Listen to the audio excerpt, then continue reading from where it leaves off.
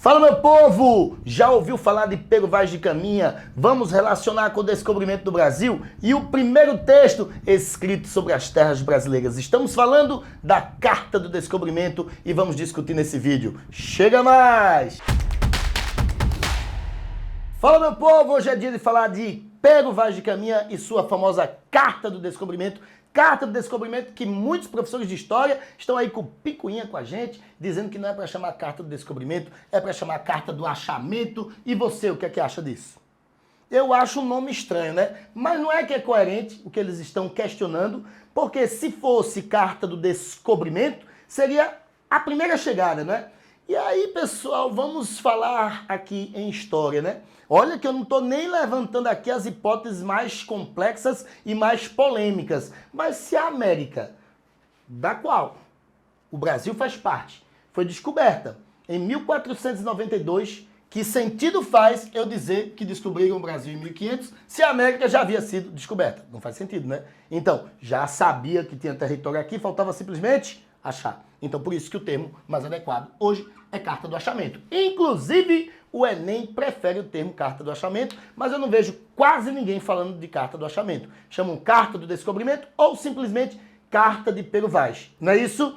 Que é a Carta de Pero Vaz de Caminha a El-Rei de Portugal, Dom Manuel. O nome correto seria Carta de Pero Vaz de Caminha a El-Rei de Portugal, Dom Manuel. Pero mesmo, viu? Não é Pedro, não. Pedro é o Álvares Cabral, que descobriu. Descobriu não, que achou. O Pero, é porque Pero é uma palavra, pessoal, que é um Pedro arcaico, tá ligado? Que era muito usado em Portugal naquele tempo. Inclusive, no período quentista brasileiro, tem até um outro Pero Magalhães Gândavo. Só que o mais conhecidinho, esse aqui.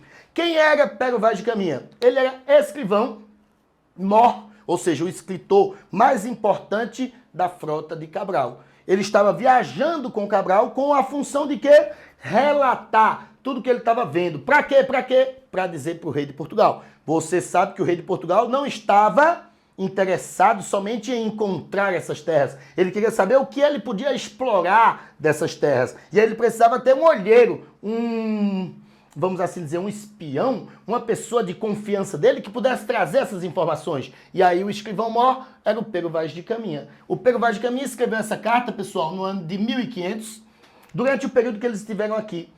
Os portugueses, quando aqui chegaram, pessoal, em 1500, eles passaram 12 dias aqui. E foi justamente durante esse período que Pero Vaz de Caminha escreveu essa carta. Como vocês sabem, pessoal, cartas são textos informativos, onde o objetivo era levar informações da terra recém-descoberta ao rei de Portugal. Falando sobre o quê? Tudo que fosse curioso, certo? Como eram as terras, se havia possibilidade de ser explorada, como eram as pessoas que viviam aqui.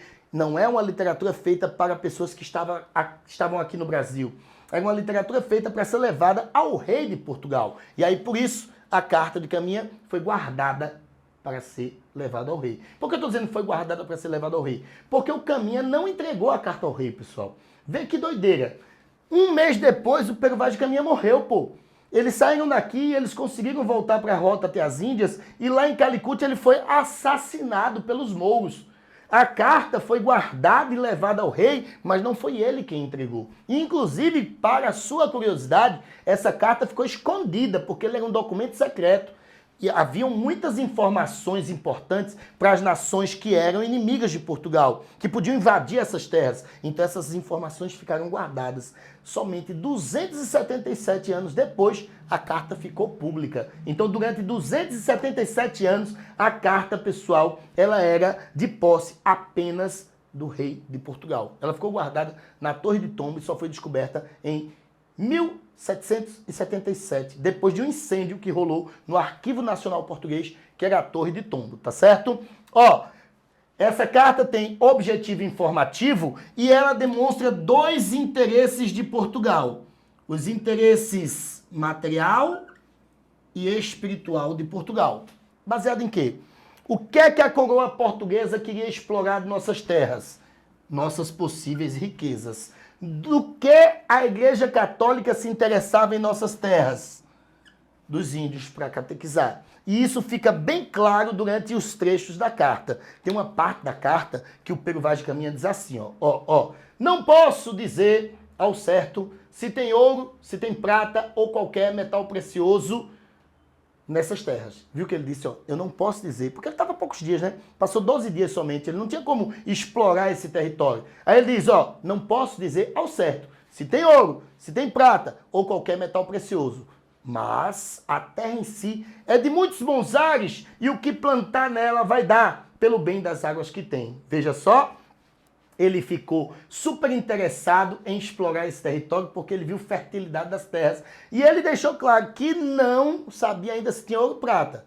Mas vai deixar assim, tipo, um spoiler, dizendo assim, talvez tenha, tá ligado? Porque ele vai fazer algumas experiências com os índios e eles mostram medalhas de ouro, correntes de ouro, e o índio chega a apontar para as medalhas de ouro e apontar para a terra. E eles passaram a entender aquilo como se fosse uma mensagem de que haveria ouro nessa terra. Então, a todo momento, o interesse de Portugal, da coroa portuguesa, era saber as possíveis riquezas. Mas como Portugal era uma nação que tinha aliança com a Igreja Católica, o Pero Vaz de Caminha também vai deixar uma sementinha espiritual e religiosa na carta.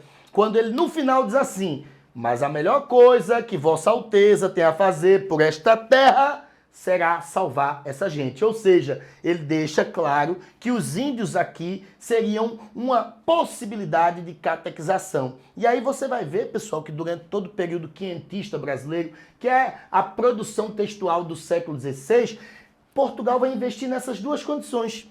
Numa literatura feita para informar sobre nossas possíveis riquezas, que é a literatura feita pelos viajantes, ou numa literatura feita por padres catequizando os índios que aqui viviam. Então é como se o Pero Vaz de Caminha tivesse dado o start, tá ligado? Tivesse dito assim, vai aqui que vai dar certo. E essa carta virou o primeiro documento da literatura brasileira. Agora, diga-se de passagem, ele é o primeiro documento da literatura brasileira porque é o primeiro texto a falar especificamente sobre as terras brasileiras, pelo menos que temos conhecimento. Só que ele não tem função artística, porque ele não foi um texto feito para ser arte. Ah, professor, eu acho a linguagem dele tão doida, assim, uma linguagem tão elaborada. Não, minha gente. É uma linguagem de 1500. Se você trouxesse o Pero Vaz de Caminha para falar hoje aqui com vocês não entenderiam nada do que ele está dizendo. Como nós também fôssemos levados para lá, falando do jeito que falamos hoje em dia, eles também não iam entender nada.